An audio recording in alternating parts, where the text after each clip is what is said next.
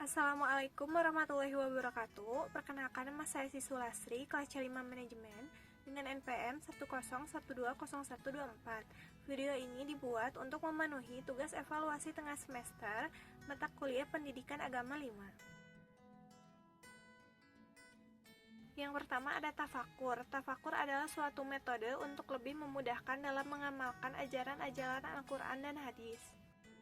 Tujuan bertafakur untuk meningkatkan kesadaran, bukannya untuk menjadi pintar. Tafakur merupakan kegiatan berpikir menggunakan akal dan kalbu. Sejarah Al-Quran. Turunnya Al-Quran lebih sering digunakan istilah nuzulul Quran.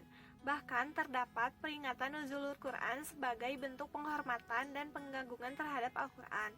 Menurut Al-Zakarni dalam Manahil Al-Irfan berpendapat bahwa proses turunnya Al-Quran terdiri atas 3 tahapan. Yang pertama, Al-Quran turun secara sekaligus dari Allah ke Lauhul Mahfuz, yaitu suatu tempat yang menerapkan catatan tentang segala ketentuan dan kepastian Allah. Disebutkan dalam surat Al-Buruj ayat 21-22.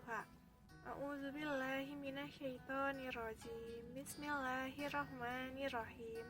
Bal huwa Qur'anum Mazid fi lauhin mahfuz, yang artinya bahkan yang didustakan itu ialah Al-Quran yang mulia, yang tersimpan dalam tempat yang terjaga atau Lauhul Mahfuz. Kedua, Al-Quran diturunkan dari Lauhul Mahfuz ke Bait Al-Izzah, yaitu tempat yang berada di langit dunia, sebagaimana firman Allah dalam surat Al-Qadar ayat 1. A'udzubillahi minasyaitonirrajim. Bismillahirrahmanirrahim. Inna anzalnahu fi lailatul qadr, yang artinya sesungguhnya kami telah menurunkan Al-Quran pada malam kemuliaan. Al-Quran diturunkan dari Bait Izzah ke dalam hati Nabi secara berangsur-angsur. Hal ini diisyaratkan dalam Quran surat Asy-Syu'ara ayat 193-195. Al-Quran diturunkan oleh Allah Subhanahu wa Ta'ala kepada Nabi Muhammad SAW melalui malaikat Jibril. Al-Quran diturunkan secara berangsur-angsur. Waktu turun Al-Quran selama kurang lebih 23 tahun, atau lebih tepatnya 22 tahun, 2 bulan, 22 hari. Diri dari 30 juz, 114 surat, 6.236 ayat, 74.437 kalimat, dan 325.345 huruf. Surat pertama yang diturunkan yaitu surat Al-Alaq ayat 1-5, diturunkan pada malam 17 Ramadan tahun 610 Masehi di Gua Hira. Yang terakhir turun yaitu Quran surat Al-Maidah ayat 3. Ayat tersebut turun pada tanggal 9 Zulhijjah tahun 10 Hijriah di Padang Arafah. Yang pertama, siapapun tidak akan dapat membuat padanan Al-Quran. 2. Mengimani Al-Quran merupakan hal yang wajib bagi seorang muslim. Menurut hadis riwayat At-Tabrani, barang siapa ingkar atau kufur terhadap satu ayat saja dalam Al-Quran, sungguh dia telah kafir. Bismillahirrahmanirrahim. Dzalikal kitabul la raiba fi. Dalam Quran surat Al-Baqarah ayat 2, yang artinya inilah Alkitab yang tidak ada keraguan di dalamnya, petunjuk bagi orang-orang yang bertakwa. Lalu ada kalamullah. Kalamullah adalah 2 unsur kata dari lafaz kalam dan Allah. Firman Allah dalam bentuk wahyu yang disampaikan kepada para nabi dan rasulnya melalui malaikat Jibril.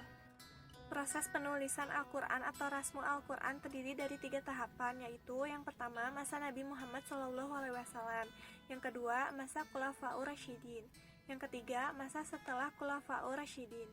3. Ada mukjizat Al-Quran. Definisi mukjizat menurut ulama, perkara yang di luar kebiasaan, yang tidak bisa ditandingi, yang tidak bisa ditiru, yang diberikan oleh Allah Subhanahu wa Ta'ala kepada nabinya.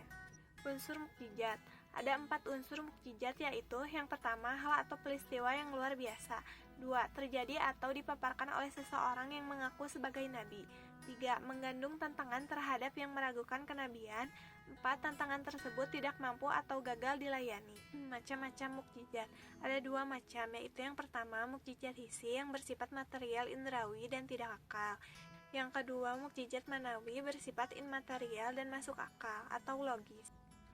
Aspek-aspek mukjizat Al-Quran. Yang pertama, aspek bahasa dan sastra. Yang kedua, aspek isyarat ilmiah. Yang ketiga, aspek kisah-kisah purba. Dan yang keempat, aspek hukum.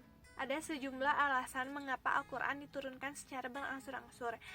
Yang pertama, menguatkan. Yang dimaksud menguatkan di sini yaitu untuk menguatkan hati Nabi Muhammad SAW untuk selalu menyampaikan dakwah. Yang kedua, yaitu untuk menenangkan hati Nabi Muhammad SAW ketika ia diturunkan wahyu. Yang ketiga, yaitu menentang dan mengalahkan para penentang Al-Quran. Yang keempat, yaitu agar mudah dipahami dan mudah dihafal. Yang kelima, yaitu membuktikan dengan pasti bahwa Al-Quran turun dari Allah yang Maha Bijaksana.